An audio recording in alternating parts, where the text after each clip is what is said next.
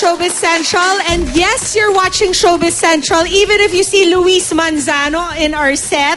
Welcome, Luis. Thank you very much, Pia. And happy Mother's Day, too. I know, thanks. Thank you for the welcome earlier, Mon. And sweet, maraming Siyempre, 5th anniversary din namin, kaya nandito tong kaibigan ko. Yes. Salamat, ha? Walang anuman, sweet. Sa galing na pinakita mo, iba ka. So, Luis, what do you think of our studios? It's very, very different sa nakasanayan ko. Different. So I'm very, very thankful sa lahat ng mga nandito. Thank you for giving me a very, very warm welcome. And ang galing din ng manager mo kasi na-swing niya yung appropriate mga deals. Requests to get you here. That's why siguro kami ni Mats were very thankful both sa bosses ng ABS and GMA for allowing this to happen. That she was able to guest sa Kapamilya Deal or No Deal at ako'y nandito ngayong hapon. Kaya once again sa mga boss po ng ABS and GMA, thank you very much. Yes. Okay, enough of the niceties. Let's go straight to grilling. Intrigahan na. Manzano. Eto, first off, we heard the intro to the story of the term Mats. Okay, now alam na namin kung bakit Mats tong si Jenilyn Mercado every Sunday. Pero bukod dun sa tawagan yung yon, are there any other terms of endearment that you have for each other? It would have to be siguro baby. Nandyan ang love or love. Yan. Between the two of you, sino yung mas mahilig magbigay ng mga nicknames? Ako mas mahilig magbigay ng nicknames. Dahil di ko nga alam kung paano ko naisip yung Mats. It's very out of the box. It's napakalayo niya sa, honey, baby. Napakalayo ng Mats para maging term of endearment. So ako siguro. Okay. Alright, well, Luis, we know that you and Jen, very colorful yung love life ninyo and very controversial. Do you guys ever talk about past relationships or is that parang a no-go zone? It's not necessarily a no-go zone. It's more of, hindi na siguro kailangan pag-usapan. Whatever we share, or will share, will always be a fresh start para sa amin dalawa. What I heard lang kasi yung researchers namin dito, very mga chismoso sila. Yeah. At narinig namin na talaga yan. nagde-date daw kayo ni Jenilyn and then you ran into Nancy Castiglione. There was one time we were having dinner in Podium. I walked in, House of Wagyu. Of course, magkasama ko ni Mats, and Nancy was there, if I'm not mistaken, with her clients. And we had a brief hi. Were there any awkwardness? Awkward ba? Not at all. Hi, hello lang, and she was having dinner with her clients, and we had our date night. Yes. And alam ko si Patrick nasa inyo na.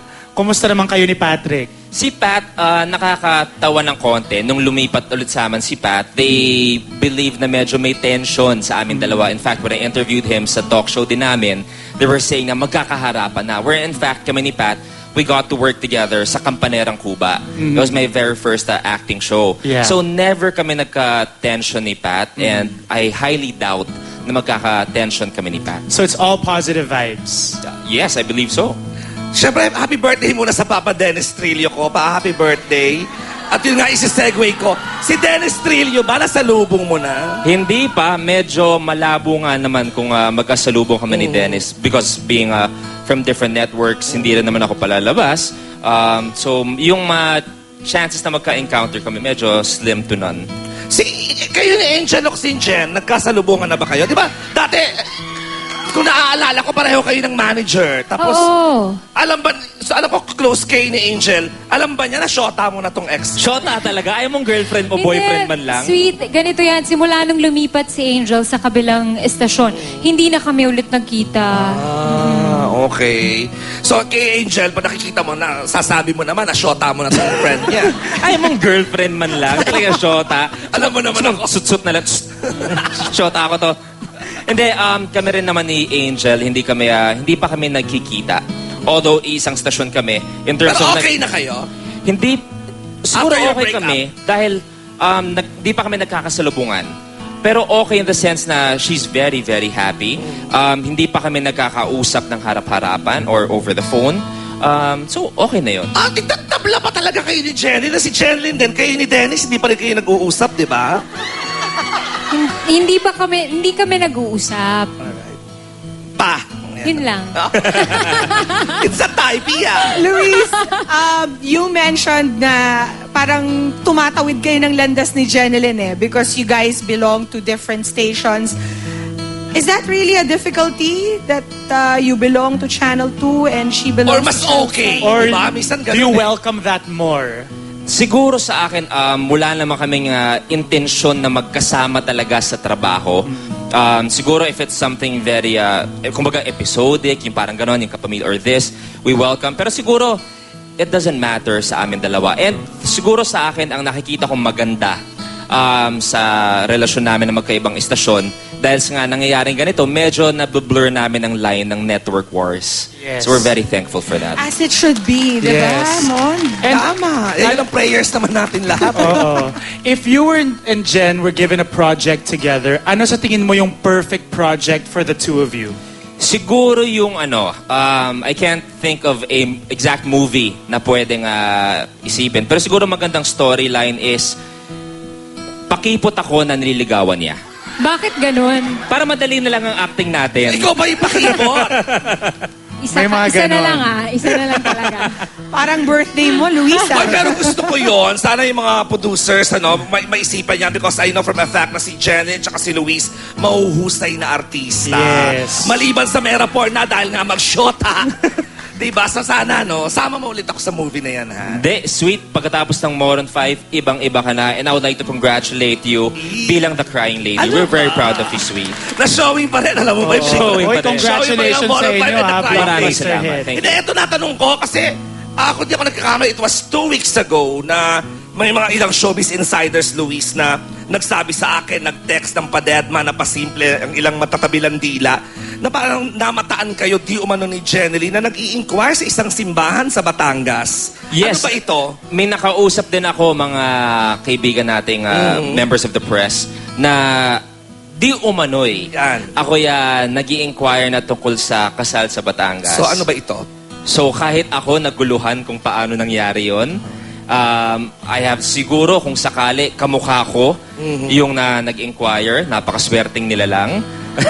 Of all people, ikaw yung kamukha, no? Hindi, siguro I have no idea how that happened. Siguro yun lang.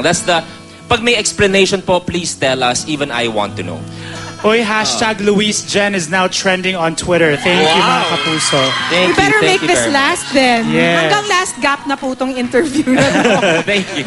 No, Luis, anything else you want to achieve in your professional career? You seem to be very happy with your personal life. You're a successful host and actor. Anything else? Siguro, Circus performer. name it no? Hindi, siguro sa akin, I've been very fortunate sa aspeto ng hosting. Kahit paano na gawaran na rin ako ng mga award. Nung ginawa ko ang In My Life, medyo nabigyang blessing din ako na Best Supporting Actor. So siguro para sa kahit sinong artista na may pagmamahal sa industriya, sana pinagdarasal na makasungkit ng isang Best Actor. Pag nagawa ko yon, kompleto na po. Why not? Yes. Mag-i-inquire na talaga siya sa simbahan sa Batangas. Pa nagkataon, no? Kasi yun na lang ang kulang, man. Luis, how involved are your parents in your life? Do you always seek their advice in terms of your professional and your personal life? You know, one thing kaya kong ipagmalaki sa akin, never sila nag-meddle sa buhay ko. They made sure na nandun sila to guide me, pero never sila nag-impose ng kahit ano sa buhay ko. For example, in terms of a career path, kahit pareho sila sa showbiz, they never said na kailangan showbiz ka rin. Yes. Nasa politika kami, kailangan magpolitika ka. Never. They always let me live and grow on my own. At the same time, alam ko kung dumating yung puntong lalagpak ako, nandun sila para saluhin ako. Now, let me ask you this. Do you ever see yourself in politics? Sa puntong ito, mas napag-uusapan ng ibang tao kumpara sa akin. However, balikan natin nung nag-aaral pa ako, tinatanong nila kung mag-aartista ako. Sabi ko, hindi ko alam. Look where I am now. So, pag tinanong sa politiko, I don't know. We'll see in a few years. However, naniniwala ako na kung sakasakaling tatahakin kong landas ng politika, hindi pwedeng hati eh. Especially na pag maninilbihan ka na sa tao, kailangan mong ibigay ang 110% ng iyong pagkatao. So you'll be focused on that if ever. Yes. Okay. Ako, Luis, ang tanong ko, I know kasi maraming hindi nakakaalam, akala nila parang si Luis ka komedyante, di ba? Grabe, bonggang-bongga ang sense of humor. But I know from a fact na punong-puno ng wisdom tong taong ito. Ayan na. Masarap. Mamaya na Hindi, yung 500 gusto mo. ko malaman, ano ang sikreto, ano ang ginawa mo? Kasi di ba, may mga ilang artista, or ibang tao na for that matter, hindi lang artista na naghiwalay ang mga magulang, tapos ginawang excuse yun na magsalbay sa buhay, mag-drugs. But ikaw, eto ka, okay ka, nakagraduate ka ng college, you have a good career, you're wholesome, you're an endorser. Ano yung ginawa mo para, in a way, maging advice na rin sa ilang mga tao na galing sa ganong pamilya? Yung sa akin kasi, never sila nagkulang na ipakita sa akin kung gaano nila ako kamahal. Never sila, kahit naghiwalay man sila na landas, never sila nawala sa buhay ko. Ang sa akin din naman, in terms of advice ko dun sa mga nagkakataon na naghihiwalay ang magulang, minsan kailangan natin intindihin. Dahil kung sakasakaling pilitin pa nila na magsama para sa'yo, baka mas ikasama pa. Pero as long as i-explain ng maayos kung bakit kinailangan maghiwalay, at the same time, kahit lumipat pa yun ng ibang bansa, basta nandun ang anak, nararamdaman ng pagmamahal ng magulang, nothing can go wrong. Well said, Very Luis. well